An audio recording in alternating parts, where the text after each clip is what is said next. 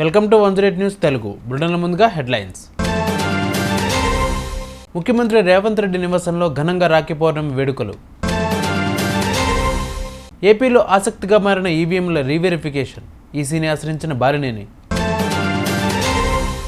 అనాథ బాలికకు అండగా నిలిచిన మంత్రి కోమటిరెడ్డి. శ్రీశైలంలో సీప్లేన్స్ వారం రోజుల్లో పాలసీ. కేంద్ర మంత్రి కీలక ప్రకటన. తెలంగాణకు రెయిన్ అలర్ట్. అవసరమైతేనే బయటకు రావాలని వాతావరణ శాఖ హెచ్చరిక. ముఖ్యమంత్రి రేవంత్ రెడ్డి నివాసంలో రాఖీ పౌర్ణమి వేడుకలు ఘనంగా జరిగాయి. మంత్రి Seethakka, MP Kavya, MLA Varnika Reddy, Ragamayi, corporation చైర్మన్లు బండు శోభారాణి, నేరెల శారద, కాల్వ సుజాత తదితరులు ఆయనకు రాఖీలు కట్టారు. ఈ సందర్భంగా వారికి రక్షాబంధన్ శుభాకాంక్షలు తెలిపారు రేవంత్ రెడ్డి.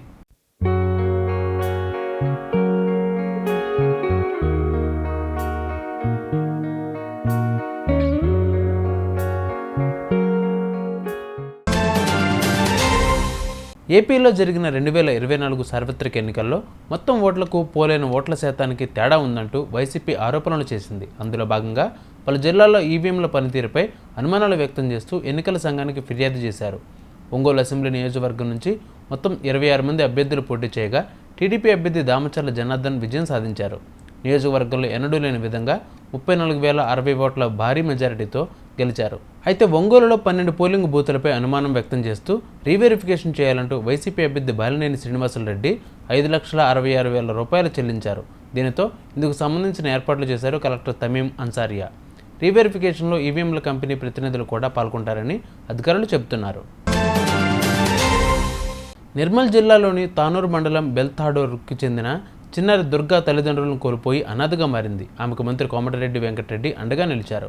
ప్రతీక్ రెడ్డి ఫౌండేషన్ ద్వారా ₹1,00,000 సాయం చేశారు. ఈ నగదును స్థానిక అధికారుల చేత ఆమెకు అందించారు. చిన్నారి చదువు పూర్తయ్యే వరకు అండగా ఉంటానని భరోసా ఇచ్చారు. బాలికకు ఇల్లు కూడా సమకూరుస్తానని మంత్రి హామీ ఇచ్చారు.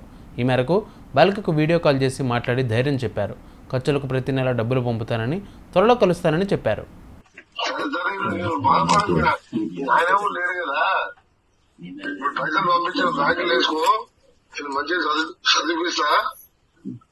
మంచి చదువుకో. అక్కడ ఏమైనా ఉంటే ఎంఆర్ఓ చెప్పు. ఎంఆర్ఓ నాకు చెప్తే నీకు ఏమైనా కావాలంటే తర్వాత మళ్ళీ ఇల్లు కూడా కనిపిస్తా నీకు. మళ్ళా ఇల్లు కట్టేసాను, ధైర్యంగా ఉండవు. ఇట్లా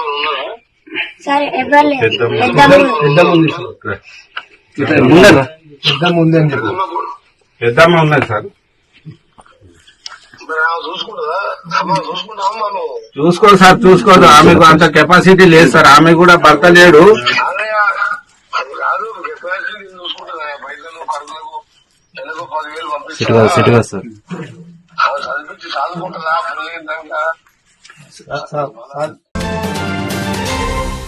ఢిల్లీ పర్యటనకు వెళ్లిన సీఎం చంద్రబాబు నాయుడు శనివారం కేంద్ర మంత్రి రామ్మోహన్ నాయుడుతో చర్చించారు.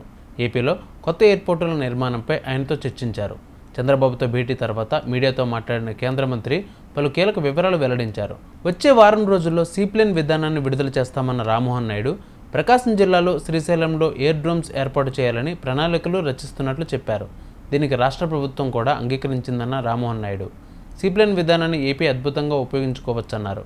ఇక సీప్లేన్ విషయానికి వస్తే ఇవి గాల్లో ఎగరగలవు, నీటిపై తేలగలవు. అలాగే ఎక్కడైనా ల్యాండ్ అయ్యే కెపాసిటీ ఈ సీప్లేన్కు ఉంటుంది. ఒక అమెరికా, మాల్దీవుల వంటి దేశాల్లో పర్యాటక రంగ అభివృద్ధికి ఇవి ఎంతగానో తోడ్పడుతున్నాయి. ఏపీలో తీర ప్రాంతం అధికంగా ఉన్న నేపథ్యంలో పర్యాటకంగా ఈ సీప్లేన్లు ఉపయోగించుకోవాలని ప్రభుత్వం భావిస్తోంది.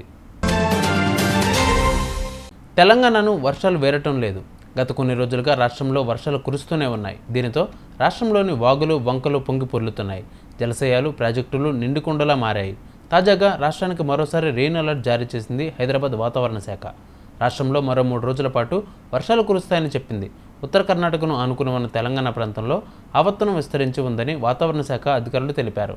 దీని ప్రభావంతో రాష్ట్రంలోని పలు జిల్లాల్లో ఓ మోస్తారు నుంచి భారీ వర్షాలు కురిసే ఛాన్స్ ఉందన్నారు. ఉరుములు, మెరుపులతో పాటు పిడుగులు పడే అవకాశం ఉందని, జాగ్రత్తగా ఉండాలని ప్రజలకు హెచ్చరించారు. పొలం పనులకు వెళ్లేవారు జాగ్రత్తగా ఉండాలని, చెట్ల కింద బహిరంగ ప్రదేశాల్లో ఉండకూడదని చెబుతున్నారు. చూసారుగా, ఇవి వాళ్ళ బులెటిన్ అప్డేట్స్. మరిన్ని అప్డేట్స్తో మళ్ళీ మీ ముందుకు వస్తాను. అంతవరకు కీప్ వాచింగ్ 108 న్యూస్ తెలుగు.